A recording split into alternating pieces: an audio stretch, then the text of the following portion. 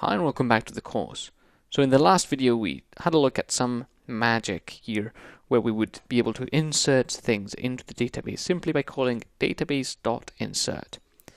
And obviously Python already tells us that it does not know what database is. It says unresolved reference database. So we have to create this database. Notice that Python doesn't say that this is invalid. It's simply not been created yet.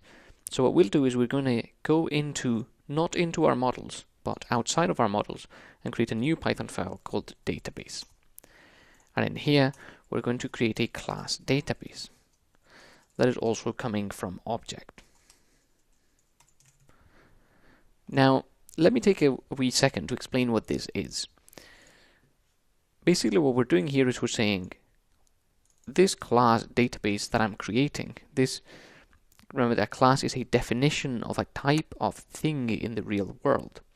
So this class database essentially is an object, and I'm defining some extra properties and extra actions that a database can do on top of what an object could do. So objects in Python, the real kind of object, this thing here, essentially what everything in Python can do. All of the things in Python are objects. And objects can't do very much. There are a number of things that they can do, and they have a few actions. And what will happen here is that because our database is an object with some extra properties and extra functions that it can do, it will also be able to do everything that the object can do. So when we define more methods, we will have all the object methods as well as the database methods we define. So this is called inheritance. And what we're doing here is we're getting our database class to inherit from this object. And that way, our database will contain all of those methods that the object has in Python. So that's just a quick overview as to what that is. So yeah. Anyway, our database class, which is the focus of this video.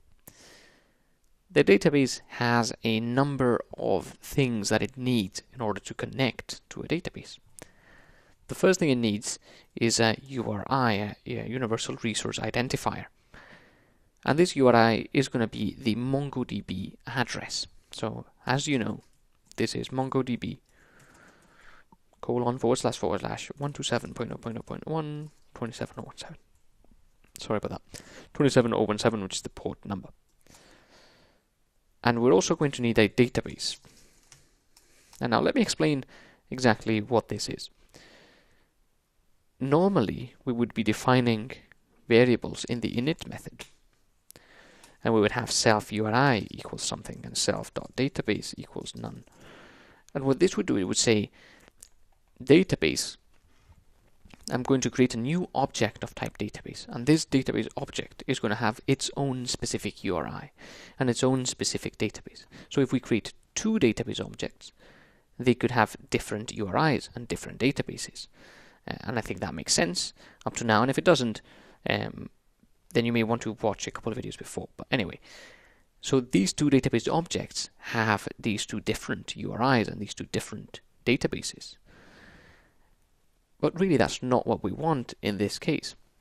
We don't want to have two different URIs. We want all of our connections to go to this URI. And we don't want two different databases. We in fact will always be using the same database for this project, which is the full stack database. We will also be using always the same collection or possibly two collections, which is the posts and the blogs collections. So we don't want self.database anywhere, because what that would do is it would say we need to create a database object, and this object will have its own URI and its own database. So instead what we want to say is database is a more overarching thing. It is not a real world object, but rather it is a blueprint. What I mean with this is, this URI would be the same for every database that we create if we wanted to create many. And this database would also be the same for every database we create if we wanted to create many.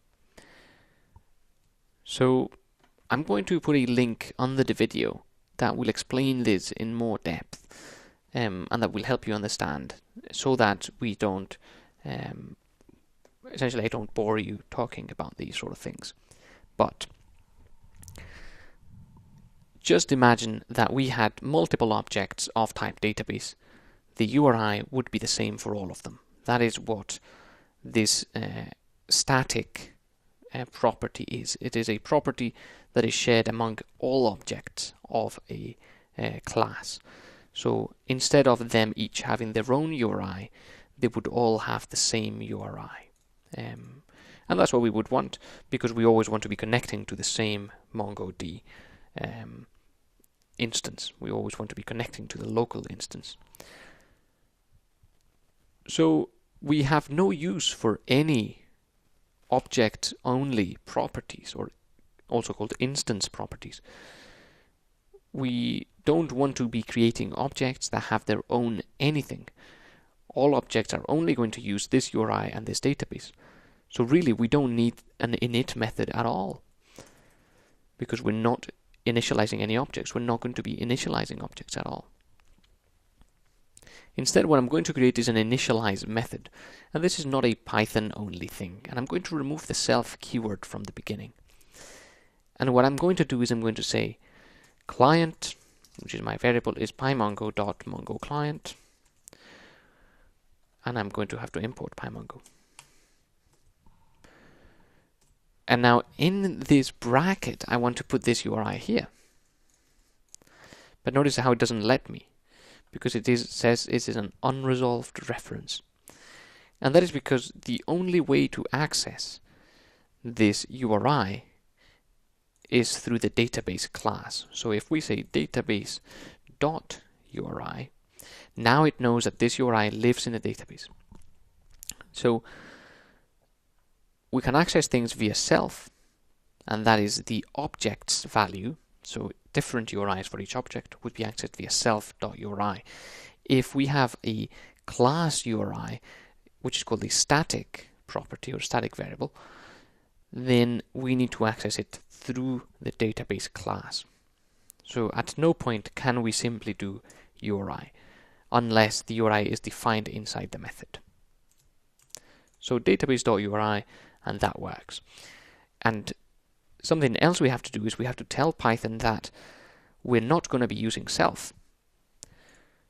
And the way to do that is say at static method before the method itself. So what this does is it says, hey Python, we're not going to be using self in this method because this method is going to belong only to the database class as a whole and never to an instance of a database. And then we'll say database.database, which is this variable here, equals client full stack. And this is our full stack database that we created in MongoDB. And what that does is now database.database contains the database for this project. And we can access it from other parts of the program simply by saying database.database. So let's have a look at creating the insert method that we were looking at before. This insert method takes in a collection where are we going to write the data, and some data, which is what we're going to write.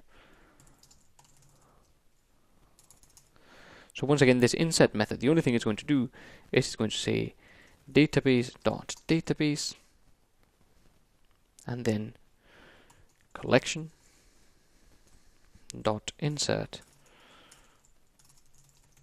data. And the parameters it takes is collection and data.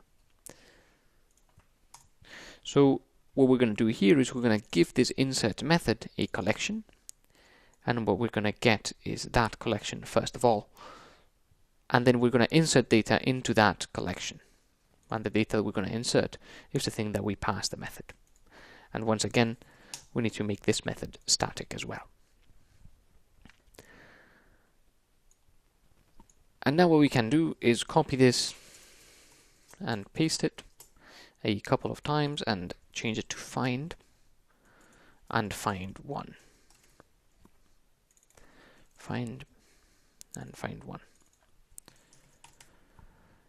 So what this does is it is going to find data. This is going to return a pymongo.cursor.cursor object, as we looked at in the first video where we looked at pymongo.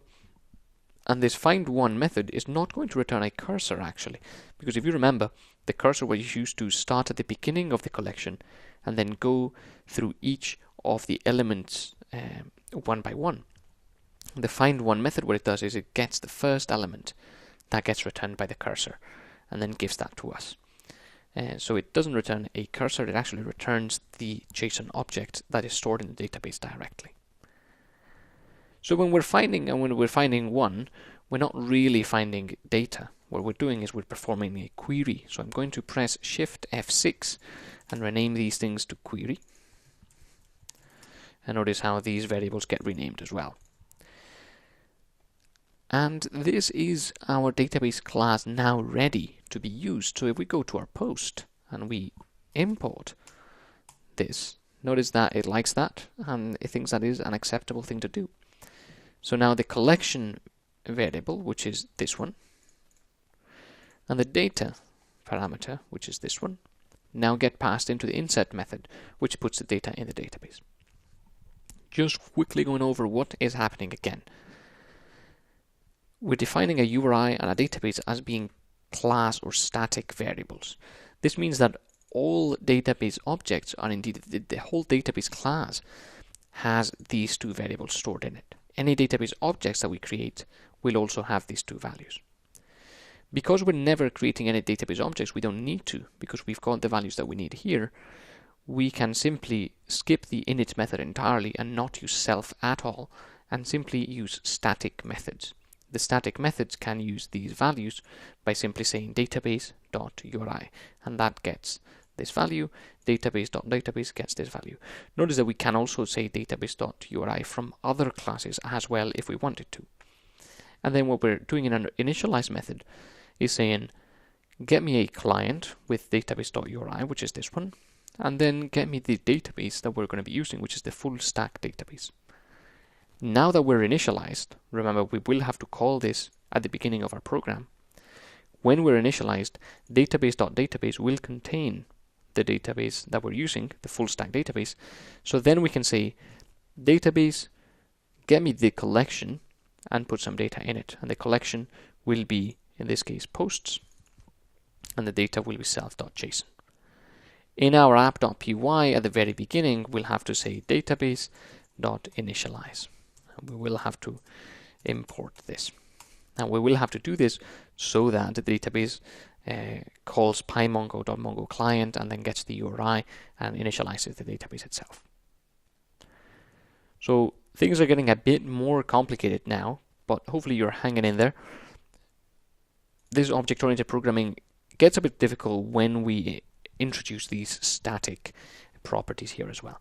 If you're having a lot of difficulty and you have absolutely no idea what's going on, then go ahead and do ask questions, of course, but may I also recommend learning a bit more of the basics of computer science, possibly with the Computer Science for Absolute Beginners course that uses Java, but also introduces the same concepts.